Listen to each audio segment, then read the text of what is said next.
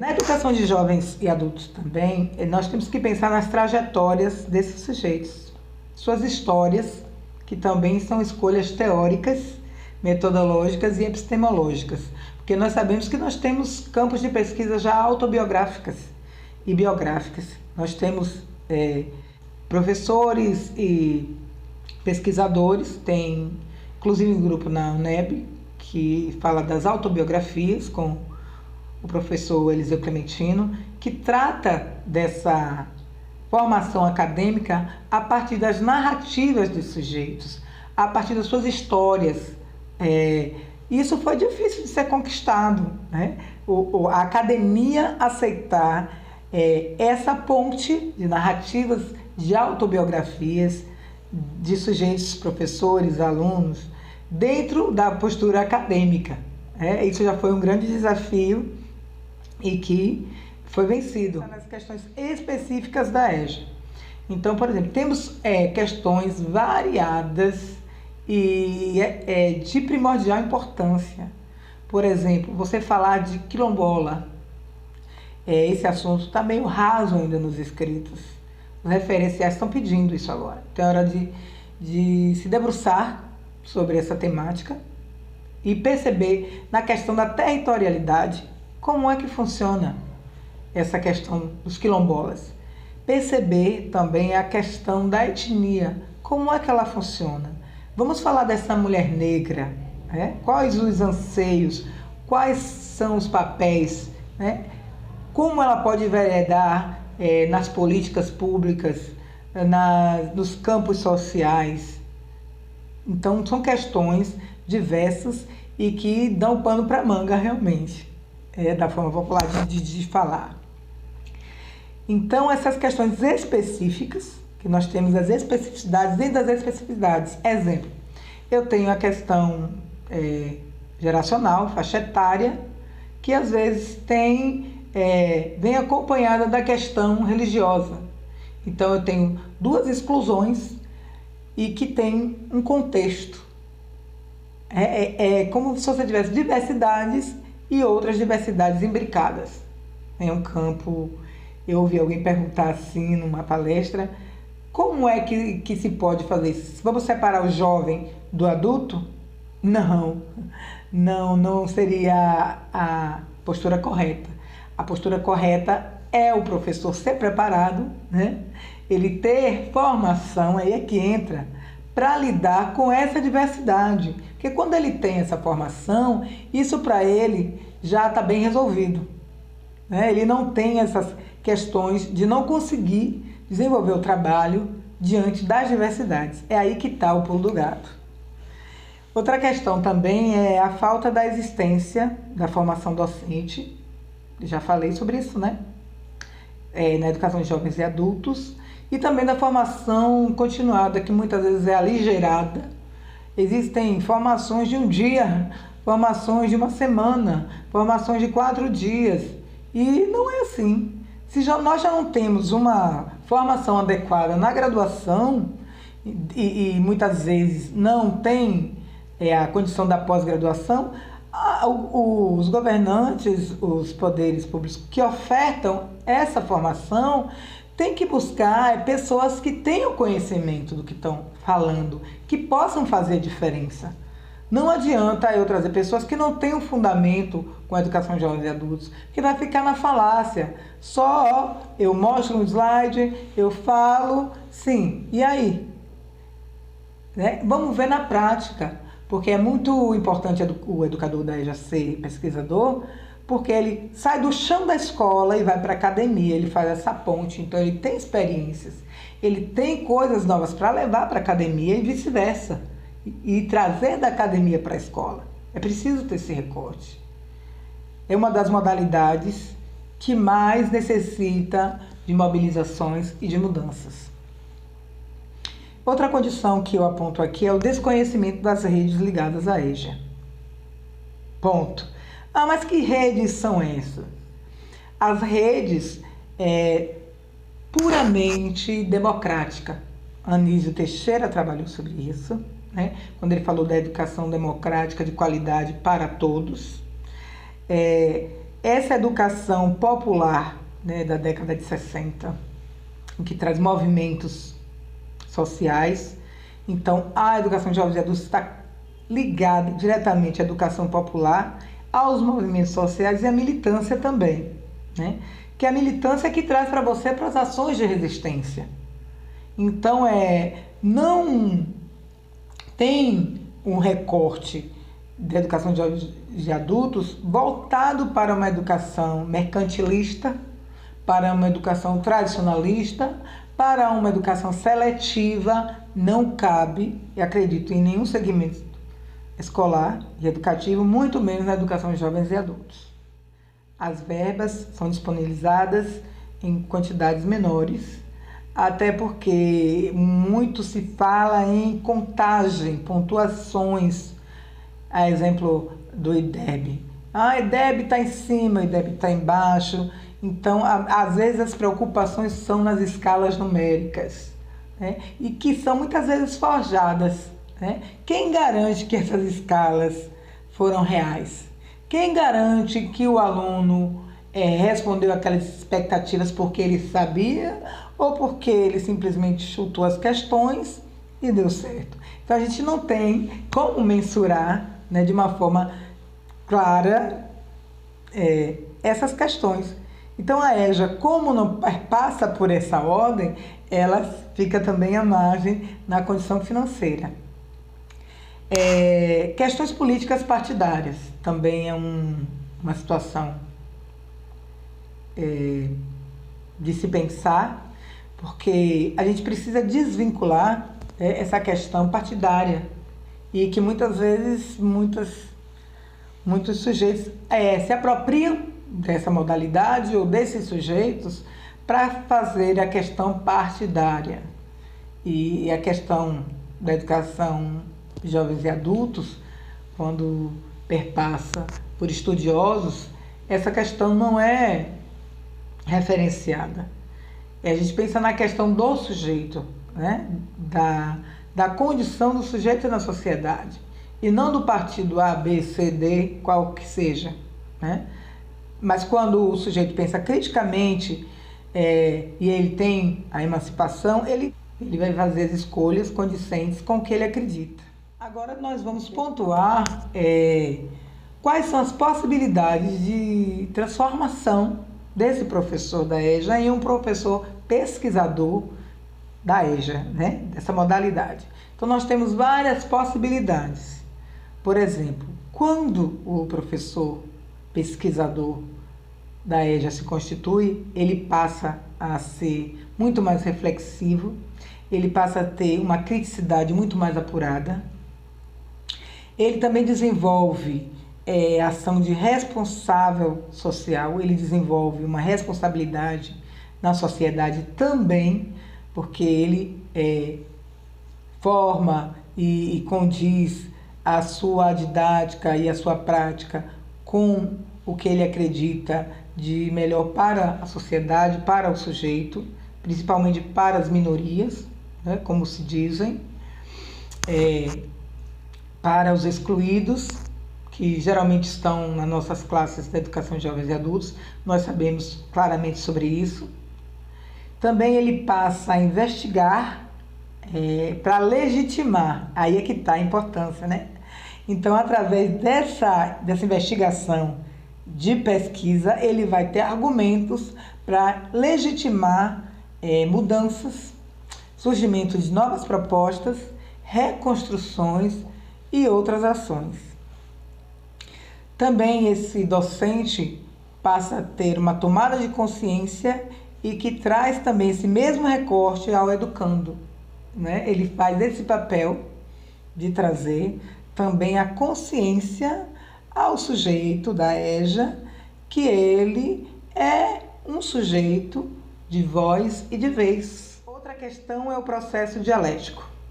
Então, o dialético já vem da dialógica, né? Freire fala muito disso, da dialógica freiriana, porque a educação se dá no processo dialógico. E o que acontece? Muitas vezes, nós estamos nos espaços de educação de jovens e adultos, em que os alunos acreditam que a aprendizagem se refere no copiar no quadro e no ler livros, ler textos de uma forma descontinuada. E a proposta não é essa, né?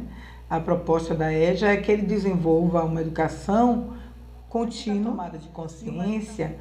Também tem importância o processo dialético, porque é na dialogicidade que o indivíduo conhece estruturas, desenvolve aprendizagens.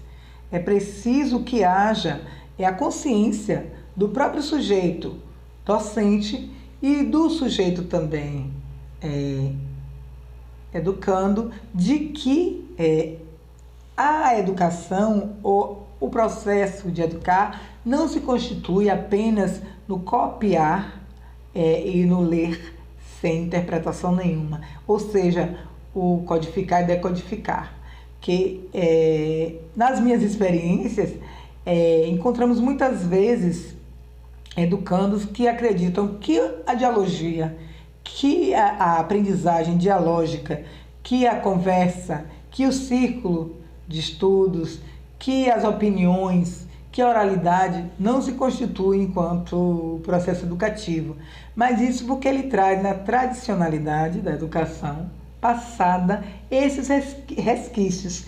Cabe a nós, docentes e pesquisadores, trazer esse recorte para que ele desconstrua essa ideia de aprendizagem, que ele perceba que a aprendizagem hoje ela é multidisciplinar, ela é multiplicativa em todos os aspectos, ok? Inclusive no aspecto da oralidade, da discussão, da troca de conhecimentos. Outra questão que eu pontuo como possibilidade são as pesquisas com metodologias aplicativas. Como eu havia dito anteriormente, as pesquisas aplicativas e empíricas são de acordo com o ambiente, dentro daquele ambiente, o que vai proporcionar uma modificação, uma nova roupagem, uma nova ação, uma reconstrução dentro daquele ambiente. E que ele vai ser também condicionado a trazer frutos para a academia, para as universidades, para os espaços acadêmicos. Daí a importância das metodologias aplicativas empíricas no local e que sejam de instrumentos também colaborativos. Nós temos Desgagne, fala muito dessa pesquisa colaborativa, onde todos os indivíduos estão dentro do processo da pesquisa. A pesquisação também, que é onde você pesquisa e ao mesmo tempo também acontece uma ação dessa pesquisa. Temos também a pesquisa participante. Então, temos um leque de possibilidades de metodologias aplicativas, que é o que seria muito mais importante para a educação de jovens adultos. Outra questão que eu trago como possibilidade são as pesquisas a partir de metodologias aplicativas. Por quê? Porque aplicativas você traz um contexto empírico. É uma ação dentro do local que você está desenvolvendo a pesquisa. Então, nós temos inúmeras pesquisas que podem ser colaborativas, por exemplo. Pode ser uma pesquisa participante, pode ser uma pesquisação. Então, nós temos várias pesquisas que podem ser desenvolvidas com esse caráter de aplicabilidade e de empiria, e trazendo a universidade para a escola e a escola para a universidade, fazer esse entrelace. Outra questão que eu trago como possibilidade também é o esperançar e o utopiar. Eu chamo dessa forma a esperança que Freire fala e a utopia que ele também traz como questão. Porque enquanto houver esperança e utopia, nós temos as possibilidades. Que o indivíduo, ele vive da esperança, dos sonhos. E quando nós perdemos essa possibilidade ou essa vontade, nós perdemos as vivências, o ser. em si, enquanto humano, enquanto coletivo. E para isso vem outra possibilidade, que isso nós conseguimos através das resistências, os movimentos de resistência, os movimentos coletivos, os movimentos sociais. Eles é que trazem essa proposta. Quando eu falo de resistir, quando eu falo de movimentar, esse movimento social e coletivo, ele está sendo desenvolvido ciberneticamente. Nós percebemos isso através de programas, aplicativos, da internet, do WhatsApp, de vários veículos que fazem informações circular, que fazem movimentos coletivos, que estão proporcionando cursos e conhecimentos, que falam de temáticas variadas nesse momento de pandemia. Isso está acontecendo virtualmente, isso é muito positivo. Em contrapartida, eu falo também das questões ligadas às construções dos referenciais curriculares, que traria a questão também de posicionar a EJA quando se fala em democracia, em qualidade, em direito de educação. E também na questão do fortalecimento da modalidade. Então, quanto mais pesquisadores e publicações, revistas, grupos de pesquisas e professores, pesquisadores da modalidade da EJA, muito mais nós fortaleceremos a modalidade perante a construção teórica e prática também. Inclusive para proporcionar as formações continuadas para que essa formação docente seja instituída para o professor que vai atuar ou atua na educação de jovens e adultos. Então, falando disso, eu trago como indicação de quem quer falar de pesquisa e professores, educação, vocês podem utilizar Pedro Demo, tem aqui, né? Princípios Científicos da Educação. Agora, é necessário que você faça uma leitura voltada para a educação de jovens e adultos. Você vai fazer algumas releituras e adaptações, é óbvio. Nesses referenciais curriculares mesmos, uma das minhas indicações seria a pesquisa e o acontecimento, para você se constituir como pesquisador, de Roberto Sidney Macedo, que ele fala de compreender experiências e saberes acontecimentos, né? Acontecimentais. Ele traz esse recorte também, Roberto Sidney, fala muito de currículo, e tem esse livro aqui que fala de pesquisa e acontecimento. Então, traz o quê? A questão do pesquisador e da realidade, do pesquisador e da prática, da teoria e das vivências. Então, são imbricações que estão entrelaçadas na formação desse professor pesquisador, principalmente na educação de jovens e adultos.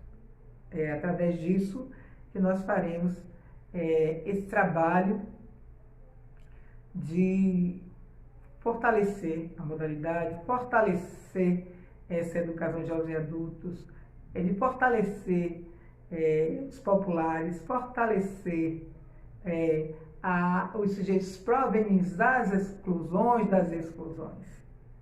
Então, nesse momento, eu finalizo o nosso vídeo de hoje, que falou sobre o professor pesquisador na EJA, a sua constituição e da sua necessidade, e conto com a colaboração de vocês em assistir, dar seu like, inscrever-se no canal, e sempre estaremos aqui falando da EJA e das suas temáticas. Até a próxima e muito obrigada!